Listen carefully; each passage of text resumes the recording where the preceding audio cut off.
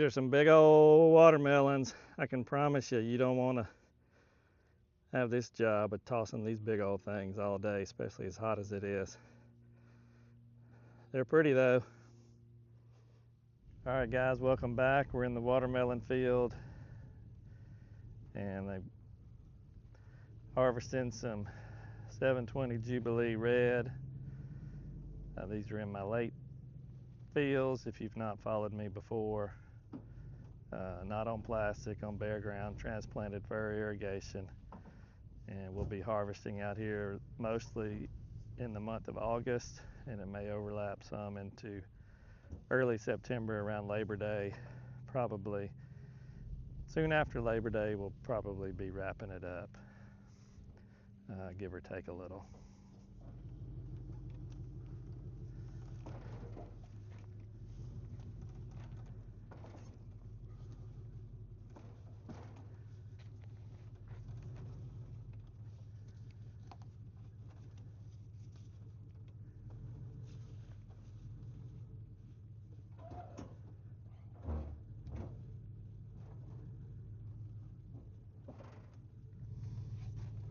All right, what we're doing is driving down the drive road. They've already come through here and stacked them on right on the edge where they just missed the tires on the truck and the trailer. You can see out in front of them, you see the drive road there.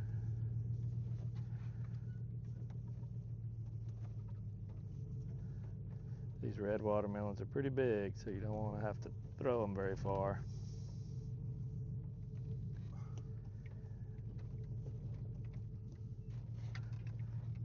Sometimes we do it with 3 guys, sometimes we do it with 4. It makes it easier with 4 just because they can rotate more.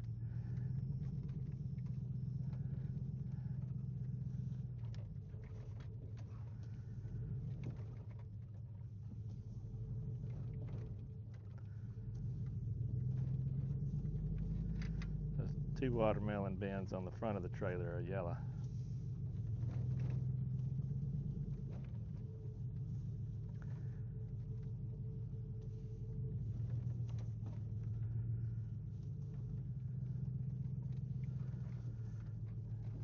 Still a little bit scattered. A lot of times we can fill up a trailer in just a couple 100 yards or so, but not yet.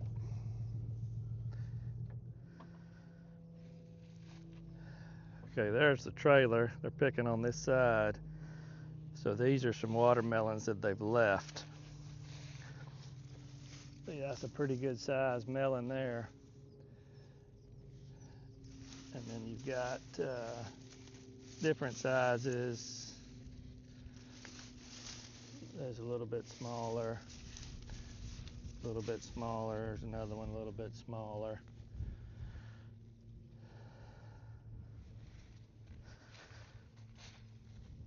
There's another one.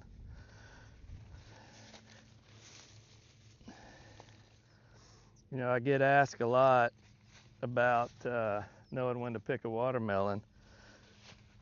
And I'm going to tell you right now, the experts are these guys here, not me, because they have stomped around for years and years in these fields, and they know exactly what they're looking for. And when you ask them, or if you were standing right here asking them, they would say, well, I don't really do it this way or this way. It's just I have a way of doing it. They will look some on the belly, but the watermelon's not always sitting flat on the ground. You know, you hear people say you got to have that yellow belly. Well, sometimes you can feel it too. It'll be like sandpaper on the belly.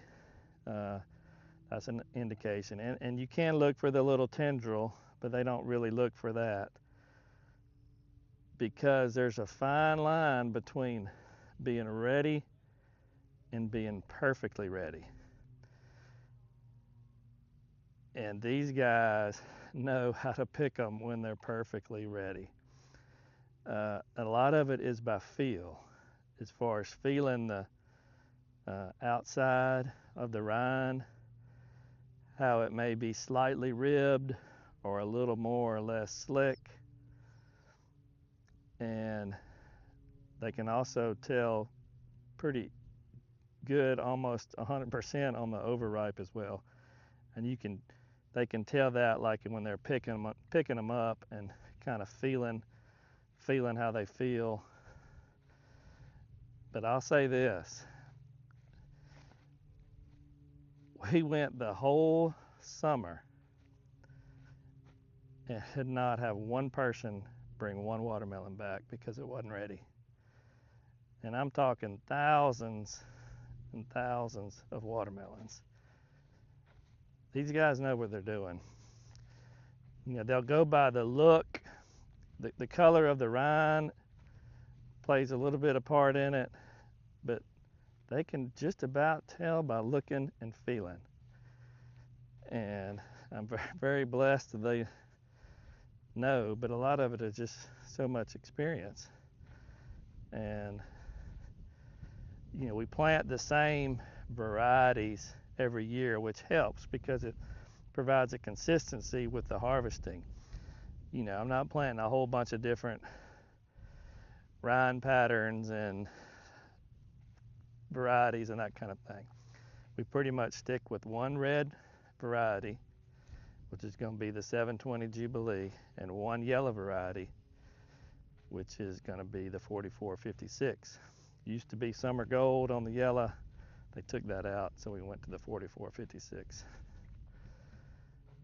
You know, when you're selectively picking watermelons and you're not just grabbing them, when you take these big old giant melons out of here, it doesn't take long for one that's this size to shoot out, you know, and put on another 50% in just a short amount of time. You're taking the big melons out of here, so the energy goes back into the, you know, kind of the next biggest size. So we keep a close check on these melons. You know, we're just going over and over. We start on one side of the field, go to the next, round and round and round and round, and selectively getting them out. So it's been pretty dry, which is good for the watermelons, but yet they still need some water. So a little bit of chance of rain today. If we don't get it, we'll probably turn the water on again tomorrow. We had it on about 10 days ago, and you just want to give them a good drink. You don't want to overdo it with the furrow irrigation. Just let it zip right down to the end. Don't leave it on any longer than you have to, and it'll make a big difference. Vines are still pretty healthy. It's August the 13th. I need them to last about 3 more weeks. You'll see here's one that they cut. You know, they're always cutting and sampling, making sure that everything's good, nothing, you know, wrong with any of them. So that's a good way for them to get a snack and get a test and sample at the same time. But we out here all day, so we'll bring a load in, unload it to 2 or 3 truckers at lunch, come back this afternoon, get a load, bring it in, unload it to a couple of guys in the afternoon. And I do this time of the year, now that we've closed to the public, I schedule the appointments for the truckers so they don't have to come and wait, and that way I'm not left with a bunch in one day. I can get rid of all of them because I don't have the public coming to take them, you know, in case I need them moved, so that way I can keep the watermelons moved kind of at an even pace. So that works out good. The guys like it too because I tell them exactly when to come, and they can just come and they don't have to wait. But I only do that in the late season when we're closed to the public. If we're open to the public, it's just first come, first serve. Everybody's on their own. Okay, you can see the drive road just wide enough for a truck, tractor, trailer, and you can see how dry it is. And of course, this is out in the middle where we plowed this up, but this is sandy ground. You know, it will dry out fast this time of year. Of course, I've talked about in previous videos how the vines shade out that moisture, so when you water it lasts longer than it would just laying out here in the wide open with no coverage. But they're using so much water sizing these melons up. You know, if you did not water them on this soil type here this time of year, they would definitely suffer.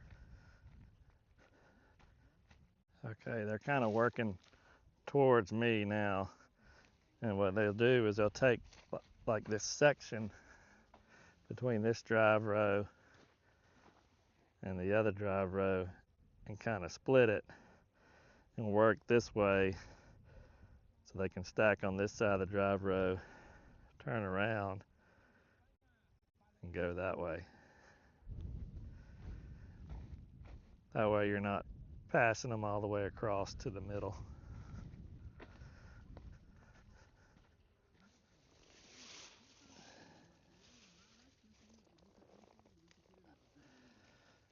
Yeah, in places you still got good moisture just from the shade, but the further you go that way, it's a little bit lighter sand, which requires more water, that's the end that the poly pipe is on down there.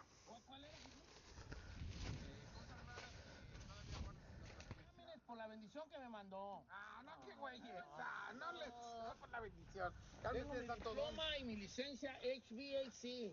Ahí me mandó foto mi compa con el diplomota allí. ¿Qué es eso de qué? ¿De electricidad, no? No sé, señor, la neta. ¿Para qué le miento? See, this is one that they've stacked, and even though it's a little bit white, it doesn't have that classic yellow belly. But I'll 100% promise you it's ready. You know, if we were shipping watermelons to the stores and all over the place, we'd probably have to pick them a little different. But the fact that we're either going straight to the consumer or straight to these guys that are selling on the road and they'll be sold out in a day or two, every watermelon these guys are going to pick are going to be perfect and ready to eat right now.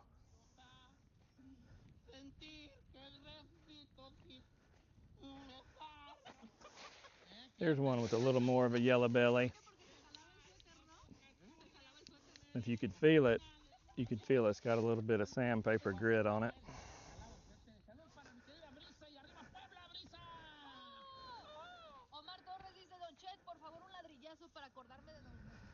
Probably when we come back over the field again, something like that will be ready. Something like this or this, maybe the second time over from now. You know, these smaller ones, second time over. That one probably next time over.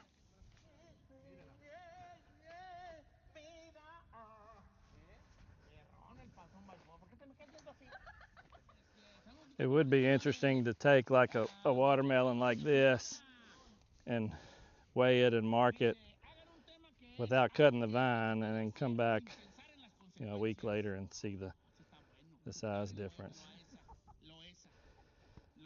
But the fact that we go across and go across and go across and really don't stop tells you how fast something like this grows.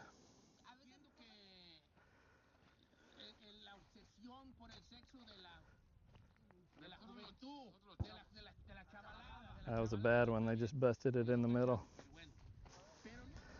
Now don't give me a comment and say I got a watermelon from you one time that wasn't right, because they're not perfect, these guys. Nobody is.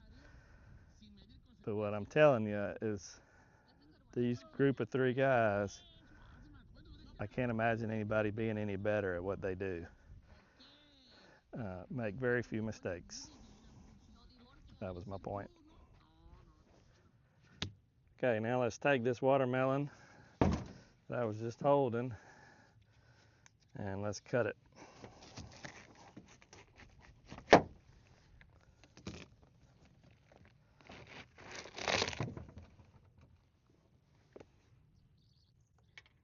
Perfect.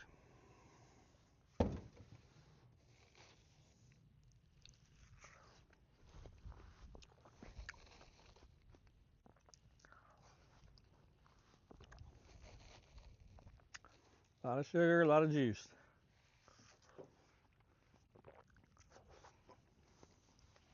I think I mentioned this last year. I eat watermelon every single day at the house.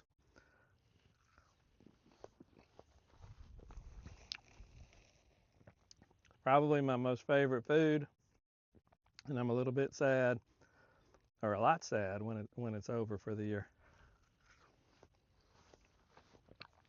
If you didn't already know, we do not grow seedless. We only grow seeded watermelons, red and yellow. That's what everybody here wants. Very few people the whole summer ever ask me about seedless watermelons. To me, a watermelon is a watermelon with a seed in it.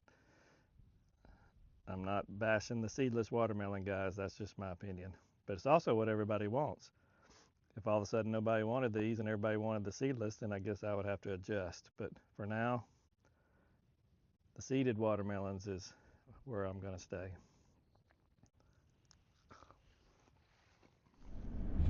Okay, we just about got the truck loaded and we'll be heading in to the shop to load them up on the other trucks.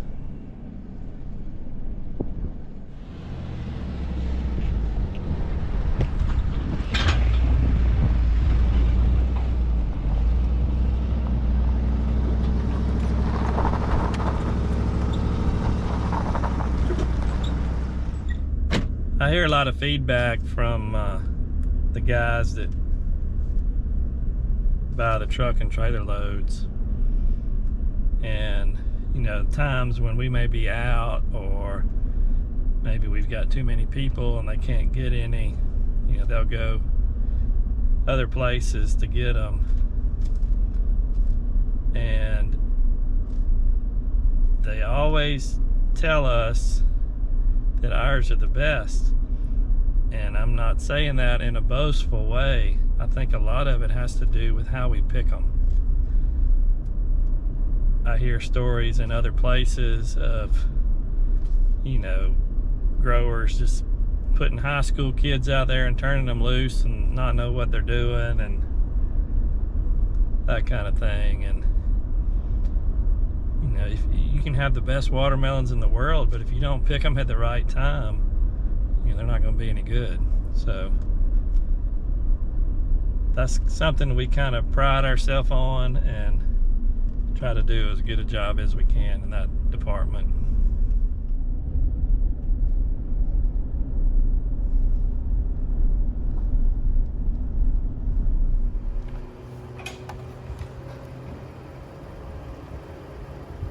Seven bins.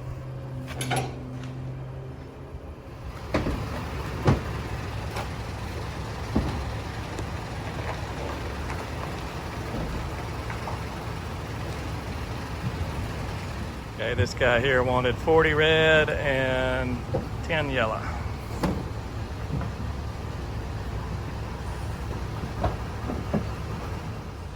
Okay, this guy here is going to get a trailer load, mostly red with a few yellow.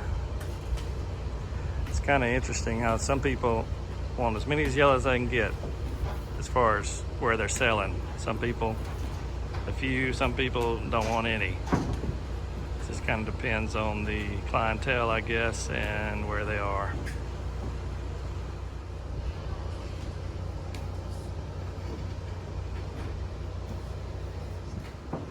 Okay, he's loaded and they're off to selling.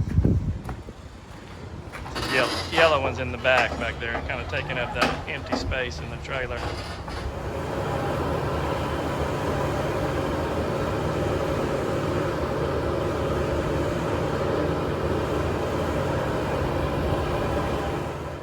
Well, that's pretty much it for a half a day's work. We'll come back and do it again after lunch. Same thing. Load a trailer. Have some more guys scheduled to come this afternoon. You see what I mean about you don't want to be working out here. Those 35, 40-pound watermelons get pretty heavy after not very long. But they're nice size. I'm happy with them for sure. I mentioned in the videos throughout the summer that the size of the red ones get bigger in my late crop like this than they do in the earlier crop. So we're going to keep doing this for another few weeks, hopefully, as long as everything goes well. And at the end of the summer, when we're completely through with the watermelons and completely through with the peas, cantaloupes, I'll kind of go through my numbers and give you a comparison of how things did on all the crops compared to last year, but I got to wait till it's over. So hopefully on the next video, we can do some green planting. It's about that time. So thank y'all for watching. Thank y'all for subscribing. If you have not, please do. I'd love to get to 5,000 subscribers. We still got a few hundred to go. So until then, see y'all next time.